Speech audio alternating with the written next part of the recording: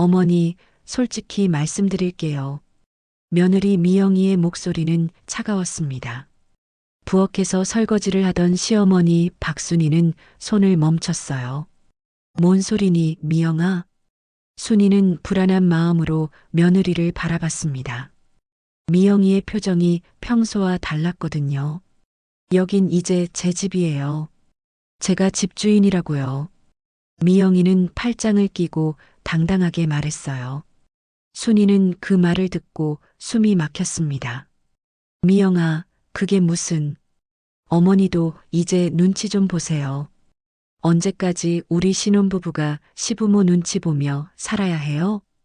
미영이의 말은 거기서 끝나지 않았어요. 그동안 참아왔던 불만이 쏟아져 나왔습니다. 다른 데 나가서 사시는 게 어때요? 어차피 나이도 드셨는데 조그만 원룸이라도 구해서 둘이 살면 되잖아요. 순이는 그 말을 듣고 다리에 힘이 빠졌어요. 30년을 모아서 마련한 집에서 이런 소리를 듣다니. 미영아, 우리가 그렇게 불편했니? 불편한 정도가 아니에요. 답답해 죽겠다고요. 미영이는 목소리를 높였어요. 마침 그때 현관문이 열리며 남편 민호가 들어왔습니다. 여보, 어머니께 말씀드렸어? 민호는 아내 편에 서서 어머니를 바라봤어요. 순이는 그제야 깨달았습니다. 이 모든 게 둘이 짜고 한 일이라는 걸 말이에요. 지금부터 어떻게 된 일인지 이야기 들려드릴게요. 김정수는 등기부등본을 손에 들고 벌벌 떨었습니다. 서울 변두리 작은 아파트였지만 부부에겐 꿈 같은 현실이었어요. 정수는 새벽 5시부터 택시를 몰았고 아내 박순이는 남의 집 청소일로 하루도 쉬지 않았거든요.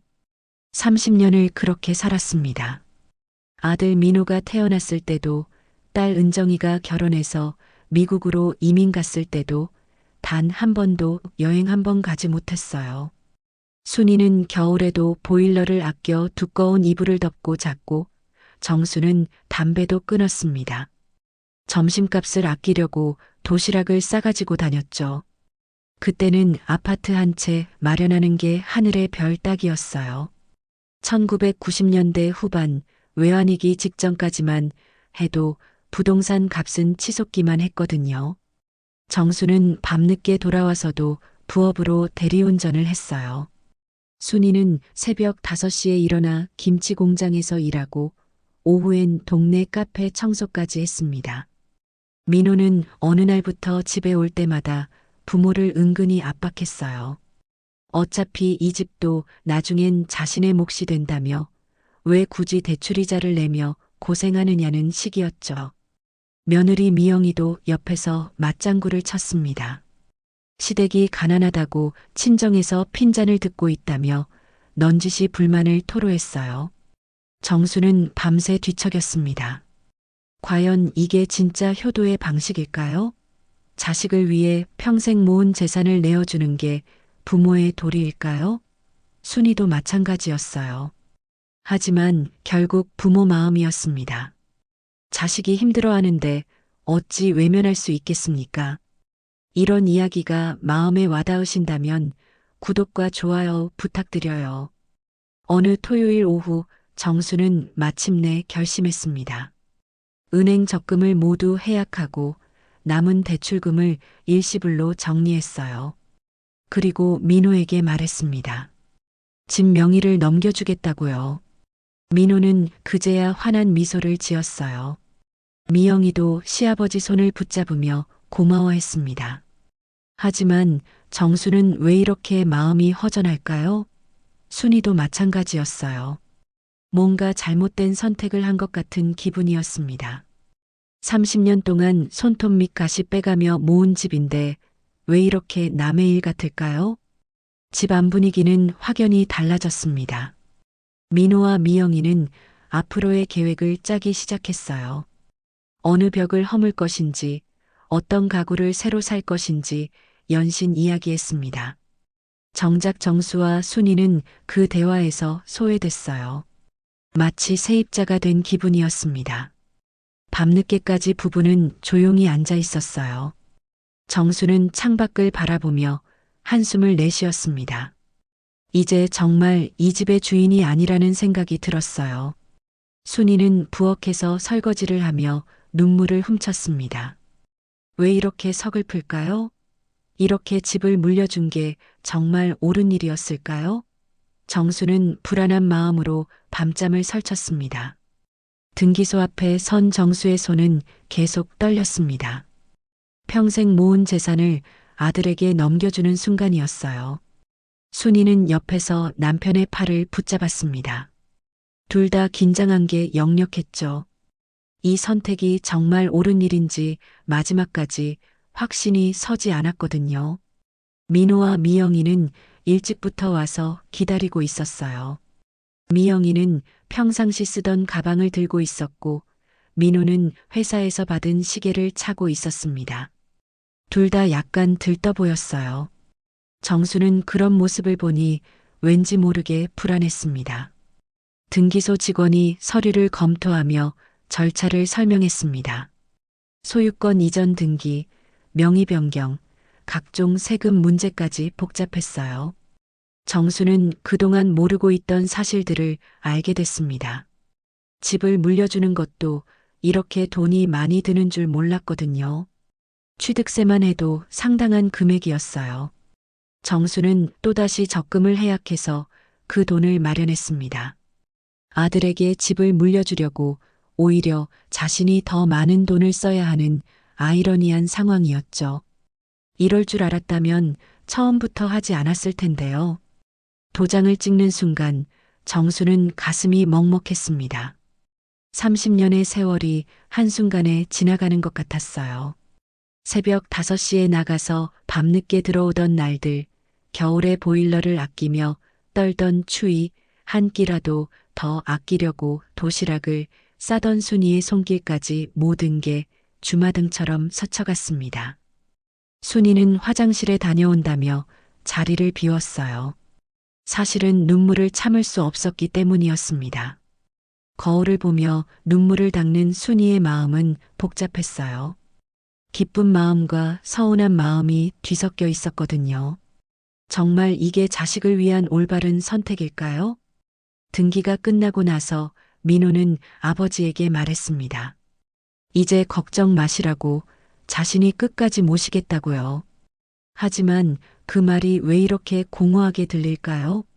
미영이도 시어머니 손을 잡으며 감사하다고 했지만 눈빛은 어딘가 차가웠어요. 집으로 돌아오는 길, 부부는 말이 없었습니다. 같은 길을 걸어가는데도 왜 이렇게 다른 기분일까요? 민호와 미영이는 앞서 걸어가며 무슨 이야기인지 속닥거렸어요. 아마 집 리모델링 이야기겠죠. 부모는 뒤처져 걸었습니다. 집에 도착하자마자 미영이는 문패를 바꾸자고 했습니다. 김정수 대신 김민호로 말이에요. 정수는 그제야 실감했어요. 정말로 이 집이 자신의 집이 아니라는 걸 말입니다. 30년 동안 자신의 이름이 새겨져 있던 그 자리에 이제 아들 이름이 들어갈 차례였어요. 새 문패를 달고 나서 미영이는 만족스러운 미소를 지었어요.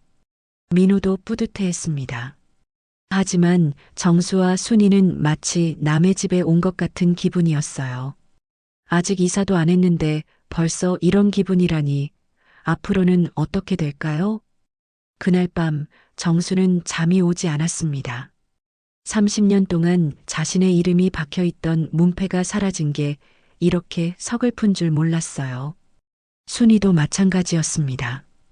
둘 다 뒤척이며 밤을 새웠죠. 이제 정말 이 집의 주인이 바뀐 거구나 싶었어요. 등기 이전 후 일주일이 지나자 집 안 분위기가 서서히 바뀌기 시작했습니다. 미영이는 더 이상 시부모와 함께 저녁을 먹지 않았어요. 따로 밥상을 차려주면서 자신들만의 시간이 필요하다고 했습니다. 처음에는 며느리의 배려라고 생각했어요. 젊은 부부끼리만의 시간을 갖고 싶어 하는구나 싶었거든요. 하지만 점점 그게 아니라는 걸 알게 됐습니다. 미영이의 태도가 완전히 달라진 거였어요. 아침에 일어나면 미영이는 자신들 것만 차려놨습니다. 시부모 몫은 없었어요. 정수가 물어보면 늦게 일어나서 못 챙겼다고 했지만 사실은 일부러 그런 거였습니다. 순이는 할 수 없이 혼자 간단히 때우기 시작했어요. 30년 동안 가족을 위해 정성스럽게 차리던 식탁에서 이제는 혼자 라면을 끓여 먹어야 했습니다. 가끔 밥을 지으려고 하면 미영이가 불편한 표정을 지었어요. 냄새가 난다면서 말이죠. 거실에서 TV를 보고 있으면 미영이가 채널을 바꿨습니다. 자신이 보고 싶은 프로그램이 있다면서요. 정수는 말없이 자리에서 일어났어요.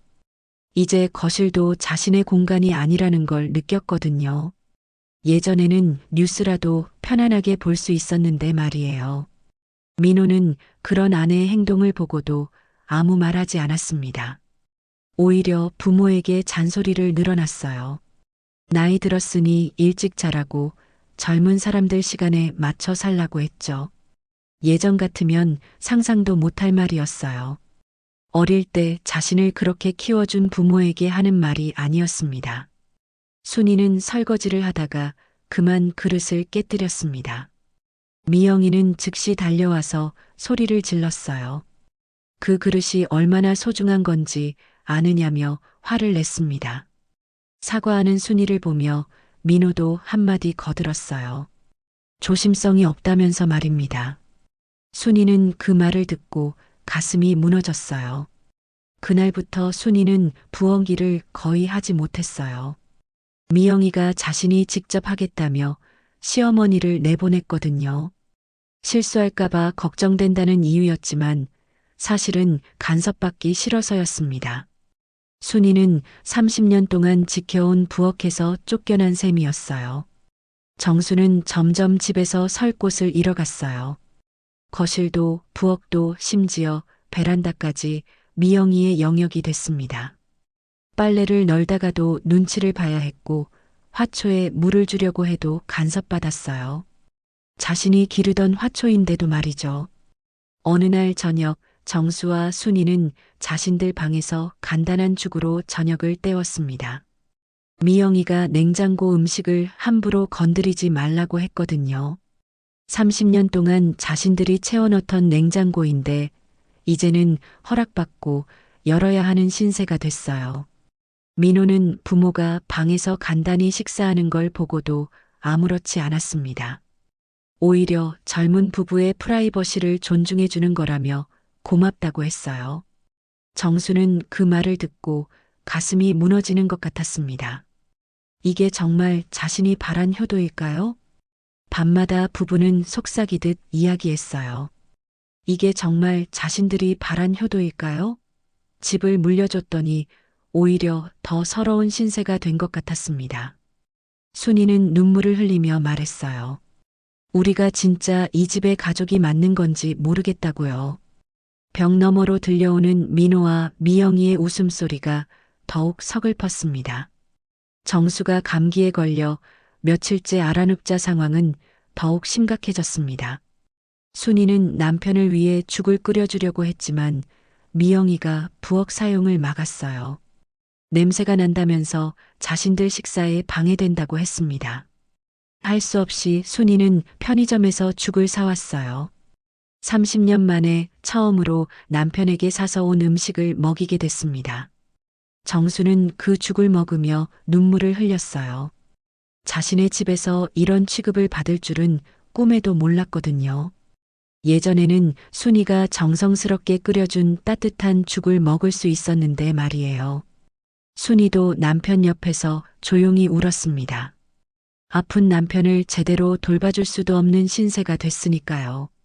며칠 후 정수가 겨우 일어나서 거실로 나왔을 때 미영이는 소파에 누워 TV를 보고 있었습니다. 정수가 옆자리에 앉으려 하자 미영이가 불쾌한 표정을 지었어요. 아직 감기가 다 나은 게 아닐 텐데 감염될까봐 걱정된다면서요. 정수는 할 말을 잃고 다시 방으로 돌아갔습니다.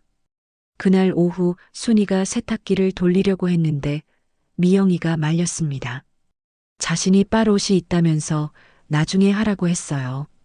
순이는 언제 하면 되는지 물어봤지만 미영이는 그냥 나중에라고만 했습니다. 결국 순이는 손빨래로 급한 것만 해결해야 했어요. 그런 일들이 반복되면서 집안 분위기는 점점 더 험악해졌습니다.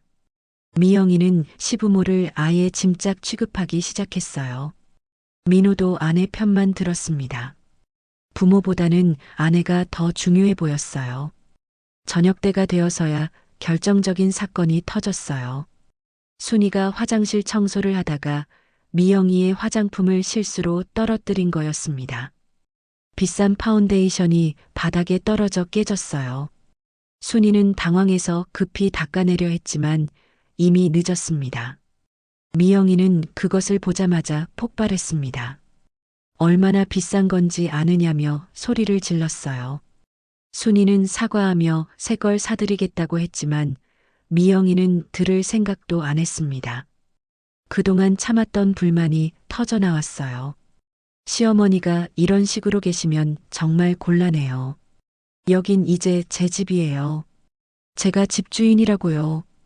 미영이의 말은 거기서 끝나지 않았습니다. 시부모 때문에 자신들이 얼마나 불편한지 눈치 보며 살기가 얼마나 힘든지 쏟아냈습니다. 순이는 그 말들을 듣고 다리에 힘이 빠졌어요. 민호가 돌아왔을 때는 이미 집안이 난리가 난 후였어요. 미영이는 울면서 남편에게 하소연했습니다. 시어머니가 자신의 물건을 망가뜨렸다고 사과도 제대로 안 한다고 했어요. 민호는 아내 편을 들었습니다. 어머니, 이제는 우리 집이니까 좀 더 조심해 주세요. 미영이가 힘들어해요. 민호의 말에 정수와 순이는 할 말을 잃었어요. 자신들을 위해 평생을 바친 집에서 이런 소리를 듣다니 믿을 수가 없었습니다. 미영이는 계속해서 말했습니다.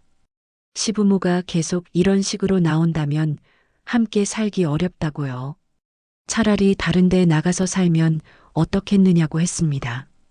민호도 그 말에 동조했어요. 아버지, 어머니도 이제 독립하시는 게 어때요? 우리도 신혼부부인데 프라이버시가 필요해요. 정수는 그 순간 모든 걸 깨달았습니다. 집을 물려준 순간부터 자신들은 더 이상 가족이 아니라 불편한 존재가 된 거였어요. 순이는 남편 뒤에서 울음을 터뜨렸습니다. 그날 밤 부부는 한마디도 하지 못했습니다. 30년 동안 키운 자식에게서 이런 말을 들을 줄은 꿈에도 몰랐거든요. 새벽 3시 정수는 잠에서 깼습니다. 옆에서 순이가 훌쩍이며 우는 소리가 들렸어요. 어제 일이 꿈이었으면 좋았을 텐데 현실은 냉혹했습니다. 아침이 되자 미영이의 태도는 더욱 차가워졌어요. 시부모와 눈도 마주치지 않으려 했고 민호도 마찬가지였습니다. 아침 식사도 따로 했어요. 집안의 공기는 얼어붙은 것 같았습니다. 정수는 그날 하루 종일 고민했어요. 정말 이 집을 떠나야 하는 건일까요? 30년을 살던 집인데 어디로 가야 할까요? 순이는 부엌 구석에 앉아서 눈물만 흘렸습니다. 오후에 민호가 직장에서 돌아왔을 때 정수는 아들에게 물어봤어요. 정말 자신들이 나가길 원하는지 말입니다. 민호는 잠시 머뭇거리다가 대답했어요. 서로를 위해서 그게 좋을 것 같다고요. 미영이는 아예 노골적이었습니다. 시부모님이 계속 집에 계시면 저희도 힘들고 시부모님도 눈치 보며 살게 될 거예요. 차라리 독립하시는 게 모두를 위해서 좋을 것 같아요. 정수는 그 말을 듣고 결심했어요. 더 이상 이 집에서 버티는 게 의미 없다고 생각했거든요. 순이에게 말했습니다. 짐을 챙기자고요. 순이는 울면서도 고개를 끄덕였어요. 30년 동안 모은 살림을 어떻게 다 가져갈 수 있겠습니까? 오래된 캐리어 2개의 옷까지만 챙겼습니다. 정수는 책상 서랍에서 중요한 서류들을 꺼냈어요. 통장, 인감증명서, 각종 증명서들이었습니다. 그런데 그 사이에서 봉투 하나를 발견했어요. 예전에 변호사와 상담받으며 작성해둔 서류였습니다. 정수는 그 봉투를 소중히 가슴에 품었어요. 민호와 미영이는 시부모가 짐을 싸는 것을 보고도 말리지 않았어요. 오히려 어디로 갈 건지만 물어봤습니다. 걱정하는 척했지만 사실은 안심하고 있었어요. 드디어 둘만의 공간을 가질 수 있게 됐으니까요. 밤이 깊어지자 정수는 순이에게 말했습니다. 이제 나가자고요. 한밤중에 집을 나서는 게 창피할 수도 있지만 낮에 나가면 더 서러울 것 같았거든요. 이웃들이 다 보는 앞에서 쫓겨나는 모습을 보이고 싶지 않았어요. 캐리어 바퀴 소리가 복도에 울렸어요. 30년을 살던 집을 떠나는 소리였습니다. 정수는 뒤돌아보지 않으려 했지만 마지막에 한번 돌아봤어요. 자신의 이름이 있던 문패 자리에는 이제 아들 이름이 걸려 있었습니다. 엘리베이터를 기다리는 동안 순이는 계속 울었어요. 아파트 경비원 아저씨가 왜 이렇게 늦은 시간에 나가는지 물어봤지만 정수는 대답할 수 없었습니다. 뭐라고 설명해야 할까요? 자식에게 쫓겨났다고 말할 수는 없잖아요. 택시를 탔을 때 기사가 어디로 가느냐고 물어봤어요. 정수는 당황했습니다. 어디로 가야 할지 정하지 못했거든요. 일단 찜질방이라고 했어요. 밤새 어디서 잘지 생각해 보려고요. 택시기사는 이상하다는 표정을 지었지만 아무 말하지 않았습니다. 찜질방에 짐을 맡기고 부부는 의자에 앉았습니다. 주변에는 노숙할 곳 없는 사람들이 몇 명 더 있었어요. 정수는 자신들도 이제 그런 신세가 됐다는 걸 실감했습니다. 순이는 남편 어깨에 기대며 말했어요. 여보, 우리가 뭘 잘못한 걸까요? 집을 물려준 게 잘못이었을까요? 정수도 답을 알 수 없었습니다. 다만 한 가지는 확실했어요. 자식을 믿었던 자신들이 바보였다는 것 말입니다. 새벽이 되자 찜질방에도 사람들이 줄었어요. 정수와 순이는 서로 말없이 앉아 있었습니다. 앞으로 어떻게 살아야 할지, 어디서 살아야 할지 막막했어요. 다음 날 아침 정수와 순이는 찜질방을 나와 근처 공원에 앉아 있었습니다. 어디로 가야 할지 막막했거든요. 월세방을 구하려 해도 보증금이 문제였어요. 집은 아들에게 줬는데 당장 살 곳이 없다니 이런 상황이 말이 됩니까? 순이는 벤치에서 간단한 죽을 먹으며 한숨을 쉬었습니다. 편의점에서 사온 죽이 이렇게 맛없을 수가 없었어요. 예전에 순이가 정성스럽게 끓여주던 따뜻한 죽이 그리웠습니다. 하지만 이제 그런 부엌도 자신들 것이 아니었어요. 오후가 되자 공원에 사람들이 많아졌어요. 산책하는 노인들, 아이들과 뛰어노는 젊은 부부들을 보니 더욱 서글펐습니다. 모두들 집이 있고 갈 곳이 있는데 자신들만 이렇게 떠돌고 있었어요. 그때 누군가 정수의 이름을 불렀어요. 돌아보니 까맣게 잊고 있던 얼굴이었습니다. 박철수, 정수가 택시 운전할 때 자주 태웠던 손님이었어요. 그때는 어린 청년이었는데 이제 중년이 됐네요. 철수는 정수를 반갑게 맞았습니다. 예전에 정수가 자신을 많이 도와줬다고 했어요. 대학병원에 아픈 어머니를 모시고 갈 때마다 택시비를 깎아줬고 때로는 아예 공짜로 태워줬다고 했습니다. 정수는 그런 일이 있었나 싶었어요. 워낙 많은 손님을 태웠거든요. 하지만 철수는 그때 일을 생생하게 기억하고 있었습니다. 어머니가 돌아가셨을 때도 정수가 장례식장까지 데려다 줬다고 했어요. 철수는 지금 작은 건설회사를 운영하고 있었습니다.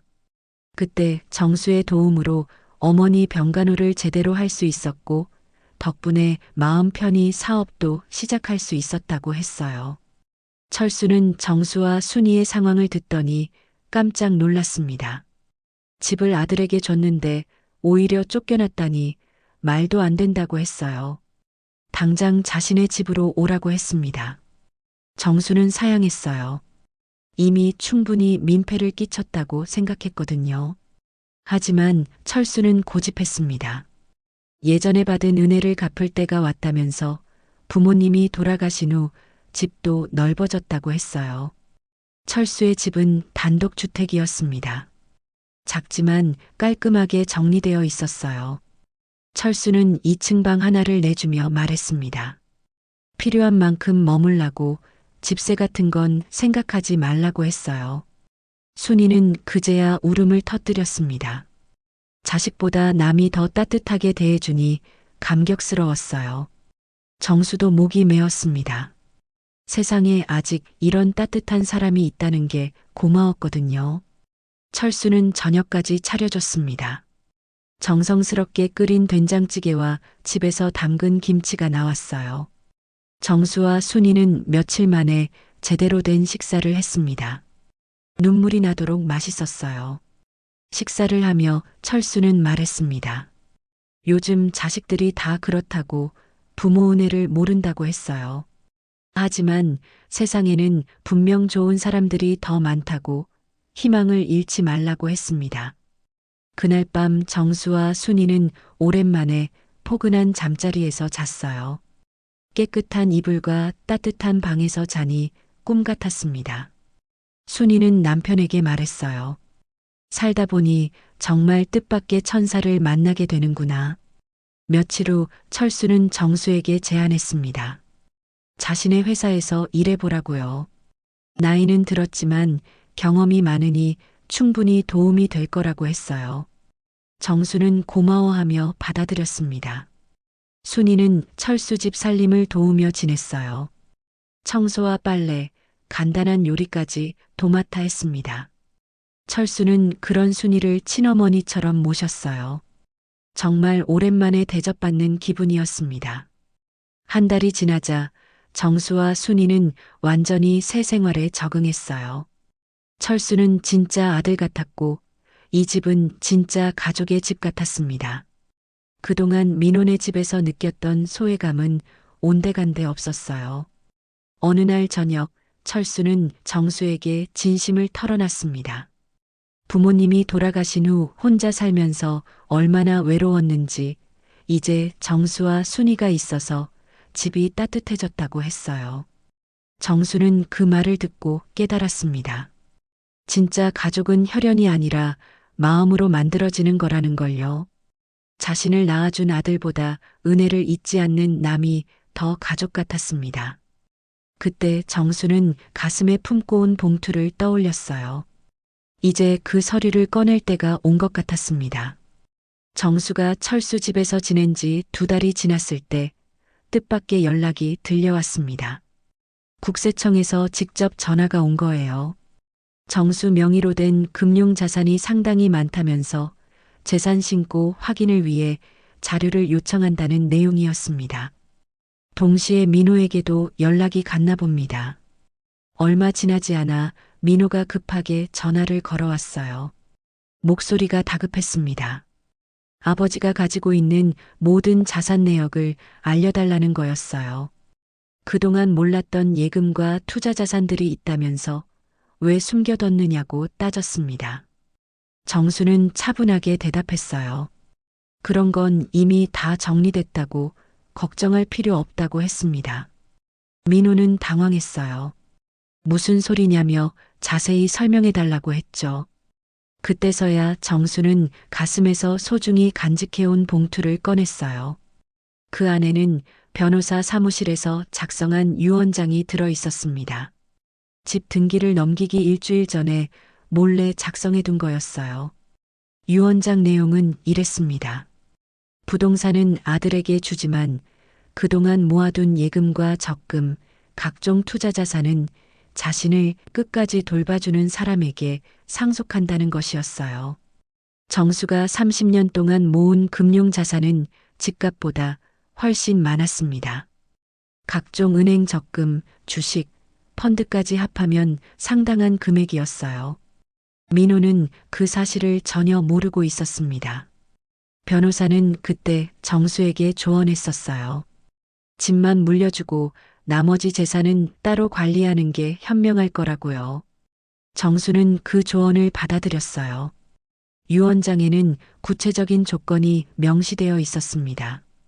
부모를 끝까지 모시고 돌봐주는 사람, 참된 효도를 실천하는 사람에게 모든 금융자산을 물려준다는 내용이었어요. 순이는 그 유언장을 보고 깜짝 놀랐습니다. 남편이 이런 준비를 해뒀다는 걸 모르고 있었거든요. 정수가 설명했어요. 혹시 모를 상황에 대비해서 미리 준비해뒀다고요.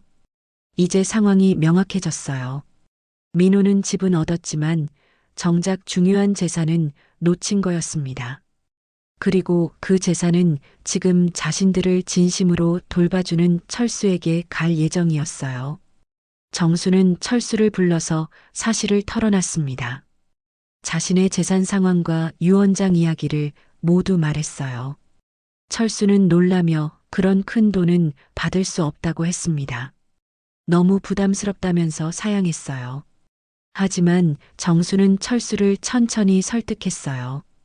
지금까지 베풀어준 은혜를 생각하면 당연한 일이라고 했습니다. 혈연관계인 아들보다 철수가 훨씬 더 효자답다고 말했어요. 며칠 후 정수는 변호사를 다시 만났습니다. 유언장을 보완해서 철수를 정식 수혜자로 지정했어요. 그날 밤 정수는 순이에게 말했어요. 이제야 마음이 편하다고요. 참된 효도가 무엇인지 보여줄 때가 왔다고 했습니다. 순이도 남편의 결정에 동의했어요. 자식이라는 이름으로 부모를 내치고도 재산까지 바라는 건 너무 뻔뻔하다고 생각했거든요. 철수는 며칠을 고민한 끝에 정수의 뜻을 받아들였어요. 그로부터 얼마 지나지 않아 민호와 미영이가 철수 집으로 찾아왔어요. 얼굴이 새하얗게 질려 있었습니다. 국세청 조사 결과 아버지의 숨겨진 재산 규모를 알게 된 후였거든요. 집값보다 훨씬 많은 금액이었어요. 그 모든 게 남에게 넘어간다니 받아들일 수 없었습니다. 미영이는 시아버지 앞에서 무릎을 꿇고 사과했어요. 그동안 잘못했다면서 다시 집으로 돌아와 달라고 했습니다. 민호도 마찬가지였어요. 아버지 앞에서 눈물을 흘리며 용서를 빌었습니다. 자신들이 얼마나 철없었는지 깨달았다고 이제는 정말 효도하겠다고 했어요. 하지만 정수의 마음은 쉽게 돌아서지 않았어요. 30년을 키운 자식이지만 재산 때문에 찾아온 효도가 진짜 효도일까요? 순이도 마찬가지 생각이었습니다. 그동안 받은 상처가 하루아침에 사라질 수는 없었어요. 민호야, 집은 이미 내 것이니 잘 살아라. 하지만 우리는 이제 여기서 살겠다. 정수의 말에 민호는 더욱 절망했어요. 진정한 가족을 찾았다면서 철수를 가리키는 아버지를 보며 자신이 얼마나 큰 실수를 했는지 깊이 깨달았습니다. 미영이는 철수에게까지 무릎을 꿇었어요. 시부모를 돌려달라고 자신들이 잘못했다고 빌었습니다. 하지만 철수는 냉정했어요. 부모를 내친 자식들이 이제 와서 무슨 소리냐고 했습니다. 민호는 변호사를 찾아가 법적 다툼도 시도해봤지만 소용없었어요. 정수가 작성한 유언장은 법적으로 완벽했거든요. 시간이 흘러 어느 겨울날 정수는 갑작스럽게 세상을 떠났습니다. 철수가 병원까지 모시고 갔지만 이미 늦었어요. 유언장대로 모든 금융자산은 철수에게 상속됐습니다. 민호는 집 한 채만 남겨받았어요. 평생 모은 재산 중에서 가장 작은 부분이었습니다. 철수는 정수의 장례식을 정성스럽게 치렀어요. 친아들보다 더 정성을 다해 상주 노릇을 했습니다. 민호는 구석에서 지켜볼 뿐이었어요. 그때야 자신이 진짜 부모를 잃었다는 걸 깨달았지만 이미 모든 게 늦었습니다. 순이는 남편이 떠난 후에도 철수와 함께 살았습니다. 철수는 순이를 친어머니보다 더 잘 모셨어요. 순이도 철수를 친아들처럼 여겼습니다. 진정한 가족이 된 거죠. 민호와 미영이는 결국 그 집도 팔아야 했어요. 생활비가 부족했거든요.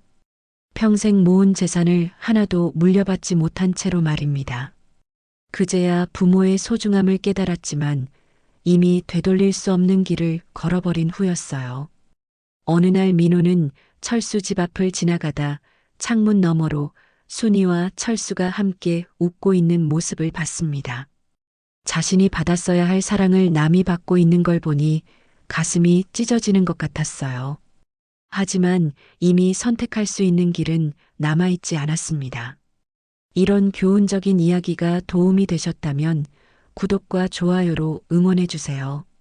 가족의 소중함을 다시 한번 생각해보는 시간이 되시길 바랍니다. 재산은 물려줄 수 있어도 마음까지 빼앗길 수는 없습니다. 끝까지 곁을 지키는 사람이 진짜 가족입니다. 혈연보다 더 끈끈한 건 진심 어린 돌봄이었어요. 정수는 마지막 순간까지 그 진리를 보여줬습니다.